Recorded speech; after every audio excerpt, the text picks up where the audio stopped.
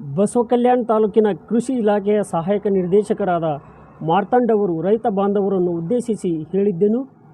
ಬಸವಕಲ್ಯಾಣ ತಾಲೂಕಿನ ಕೃಷಿ ಇಲಾಖೆಯ ಸಹಾಯಕ ನಿರ್ದೇಶಕ ಮಾರ್ತಾಂಡ್ ಅವರು ಕೃಷಿ ಚಟುವಟಿಕೆ ಹಾಗೂ ರೈತರು ಅನುಸರಿಸಬೇಕಾದ ಮಾರ್ಗಸೂಚಿಗಳ ಬಗ್ಗೆ ಮಾಹಿತಿ ನೀಡಿ ಮಾತನಾಡಿದ್ದಾರೆ.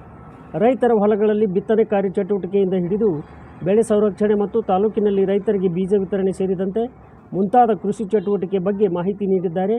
ಏನೆಲ್ಲ ಮಾತನಾಡಿದ್ದಾರೆ ಕೇಳೋಣ ಬನ್ನಿ. ಎಲ್ಲ ರೈತ ಬಾಂಧವರಿಗೆ ನಮಸ್ಕಾರಗಳು. ಈಗಾಗಲೇ ಬಸವಕಲ್ಯಾಣ ತಾಲೂಕಿನಲ್ಲಿ ಕೃಷಿ ಇಲಾಖೆಯಿಂದ ನಾವು ಬಿತ್ತನೆ ಬೀಜಗಳನ್ನು ಕೊಟ್ಟಿದ್ದೀವಿ ಎಲ್ಲ ರೈತರಿಗೆ.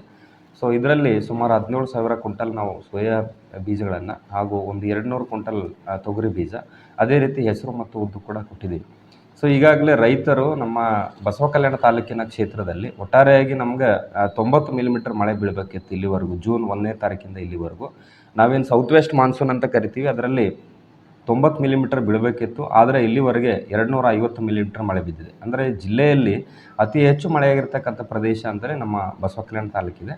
ಸೊ ಈ ಮಳೆಗೆ ಅನುಗುಣವಾಗಿ ಈಗಾಗಲೇ ನಮ್ಮ ರೈತರು ಬಿತ್ತನೆ ಕಾರ್ಯನ ಕೈಗೊಂಡಿದ್ದಾರೆ. ಇದರಲ್ಲಿ ಒಟ್ಟಾರೆಯಾಗಿ ನಮಗೆ 94,000 ಹೆಕ್ಟರ್ ಪ್ರದೇಶ ನಮ್ಮದು ಸಾಗುವಳಿ ಭೂಮಿ ಇದೆ.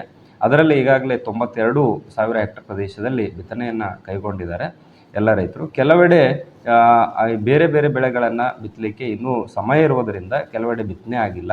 ಆದರೆ ಈಗ ನಾವು ಮಳೆ ಏನಪ್ಪ ಅಂದರೆ ಈ ತಿಂಗಳ ಒಂದು 16ನೇ ತಾರೀಕಿಂದ ಇಲ್ಲಿವರೆಗೂ ಮಳೆ ಇಲ್ಲ, ಭಾಳ ಅಲ್ಪ ಪ್ರಮಾಣದಲ್ಲಿದೆ. ಅದು ಮತ್ತು ಎಲ್ಲ ಕಡೆ ಸೇಮ್ ಇಲ್ಲ, ಸ್ವಲ್ಪ ಅಲ್ಲಿ ಸ್ಕ್ಯಾಟರ್ಡ್ ಪ್ಯಾಚ್ ಏರಿಯಾದಲ್ಲಿ ಬಿದ್ದಿರ್ತಕ್ಕಂಥ ಮಳೆನ ನಾವು ನೋಡ್ಬೋದು. ಇದರಿಂದ ರೈತರು ಇನ್ನೂ ಬಿತ್ತನೆ ಕಾರ್ಯವನ್ನು ಕೈಗೊಳ್ಳಲಿದ್ದಾರೆ ಇನ್ನೂ ಸ್ವಲ್ಪ ಏರಿಯಾದಲ್ಲಿ. ಸೊ ಈಗ ಇವತ್ತಿಂದ ನಮ್ಮ Karnataka state natural disaster management centre ಏನಿದೆ ಅಲ್ಲಿಂದ ವೆದರ್ ಫೋರ್ಕಾಸ್ಟ್ ಅಂತ ಬರುತ್ತೆ. ಅದರ ಪ್ರಕಾರ ಇವತ್ತು ಮತ್ತು ನಾಳೆ ಮಳೆ ಇದೆ.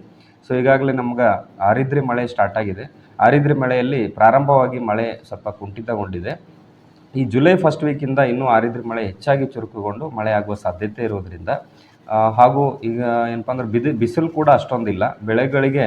ಸೊ ಕಪ್ಪು ಭೂಮಿಯಲ್ಲಿ ಬೆಳೆಗಳೇನು ಹಾಳಾಗೋದಿಲ್ಲ. ಕೆಲವೆಡೆ ಕೆಂಪು ಭೂಮಿ ಏನಿದೆ, ಕೆಂಪು ಭೂಮಿಯಲ್ಲಿ ಸ್ವಲ್ಪ ಅದರ ಮುಖವನ್ನು ಮುದುಡಿಸ್ಕೊಂಡೇ ಇರ್ತಾವಂತಕ್ಕಂಥದ್ದು ಏನು ಕರಿತೀವಿ ರೈತರು, ಆ ಥರ ಸ್ವಲ್ಪ ಅದರಲ್ಲಿ ಗ್ರೋತು ಹಾಗೆ ಸ್ವಲ್ಪ ಒಣಗ್ತಾ ಇರೋದು ಪರಿಸ್ಥಿತಿ ಕಾಣ್ಬರ್ತಾ ಇದೆ.